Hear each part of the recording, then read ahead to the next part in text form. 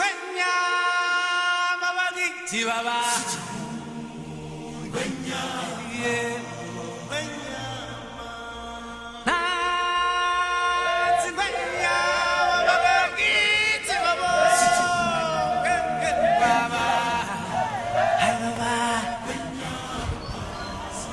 my name is Frank, and today we are going to talk about Kenya.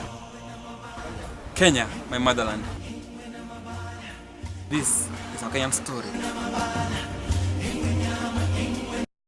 Even as we talk about the Kenyan story, one has to marvel about its effort in embracing diversity, democracy, and the beauty that's found along the Kenyan coast.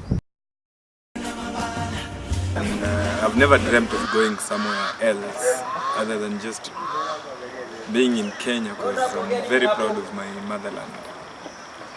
And Kenya is a very beautiful place. There's a lot you can get in Kenya. Its beauty, its diversity. You know, for a country with 47 tribes, diversity is something we should be proud of. And when you travel around Kenya, you'll be able to find the beauty of Kenya. And that's why you'll realize that Kenya attracts 1 million tourists every year. And that's something we should be proud of. When you walk from Mombasa, just enjoy the sandy beaches, swimming in the ocean, chilling around the beach, you know, ukinywa kahawa tungu. And that's how you'll appreciate that Kenya is a very good place. Myself, I come from a very remote area called Bukembe, deep down in Western Province in Bungoma. And those guys will tell you Kenya is the most beautiful place you've ever seen. At least Kenya may improve in transport area. Imesaidia kumejengwa Thika, SGR pia imejengwa, imesaidia watu wengi, watu wanafanya business na watu wana travel, like watu wanaenda job. Unapata mtu anaishi Nairobi anaenda job Mombasa. SGR imekuja imewasaidia. Kuna tena Thika Super Highway pia imesaidia, na which tunangoja tena wajenge hiyo njia, hii barabara kutoka Nairobi to Mombasa, which pia tunajua itasaidia. And if that is not enough, Kenya has also had quite a journey as far as economics and democracy is concerned. I had a privilege to be in the three governments, the three generations of governments, if I may say, if that is good English. The government between the government that was led by Moi, that is KANU government, the government that was led by Kibaki, the NAC government, and then the PNU government, and then the government that is now being led by Uhuru, the Jubilee government. There are various, differences, things that you could you could just see the difference between the governments. Like during Moi's time, life was so easy, life was so simple. You could get food easily. You could get facilities that, like let's say, like if the schools were there, Moi was known by the education systems. I'd say economically, it's tough here. Generally speaking, on matters economics, there's a huge debate in terms of our Africa-China relations, and Kenya we've heavily borrowed from China in terms of projects. And people are asking themselves the viability of these projects. Again, the question is discussed.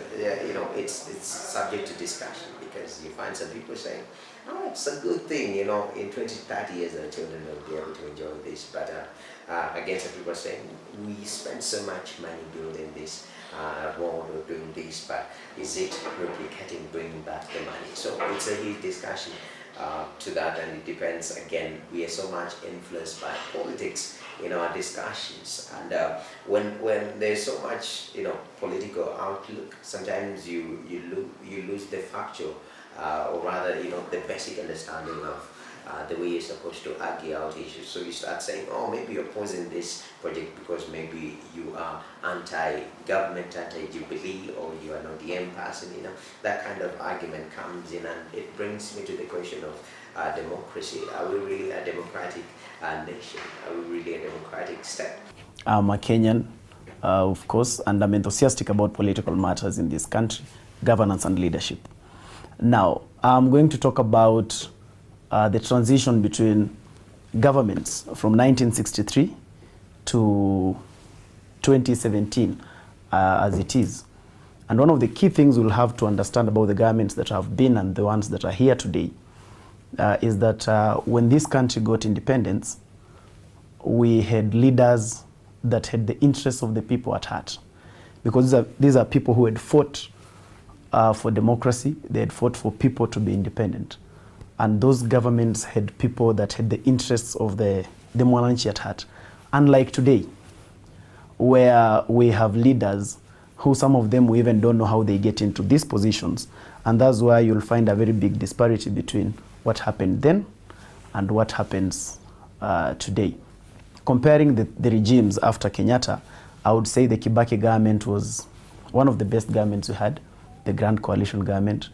One of the reasons also being that it was a government without an opposition, because at that time the opposition was swallowed into the government, with Raila Odinga being the prime minister.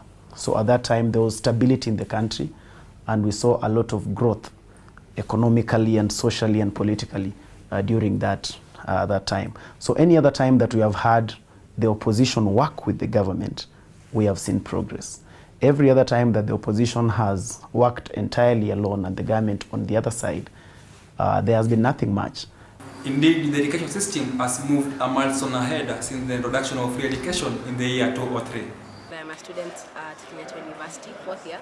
So my take on the state of education, and more specifically university education in Kenya, I think that we still have a really long way to go, because I think education in Kenya is more centered towards academics, and where we're going as a country and even globally, we are going towards a place where we need skills, not just books.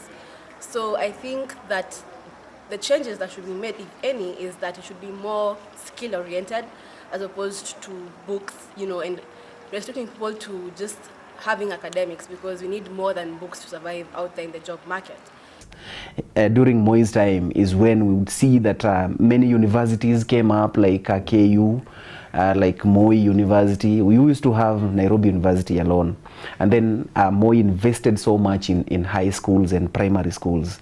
And that is why when you walk around Kenya, it's so easy for you to find Moi Girls Primary School, Moi Girls High School. It was so easy to do that. And you could see that during Moi's time. Life was easy. Things were cheap, like petrol was cheap, kerosene was cheap. But in terms again of democracy, Africa, when you look at the history of Africa, we go back and we used to stay in kingdoms. We used to be ruled by the elites. We used to have kings and whatnot. Now, when the British came and colonized the country, what they did is divide and rule, which is basically what they left us with. With tribal influence so much that when it comes to choosing national leaders, it becomes so difficult. We are not being objective as Kenyans when it comes to choosing our leaders, saying that this person has this vision for this country, this person has this vision for this particular county or ward. No, we're just looking, who is my person, then we choose that person based on that. It is evident that indeed Kenya is a beautiful country. Even as we move forward, let's make it beautiful and peaceful.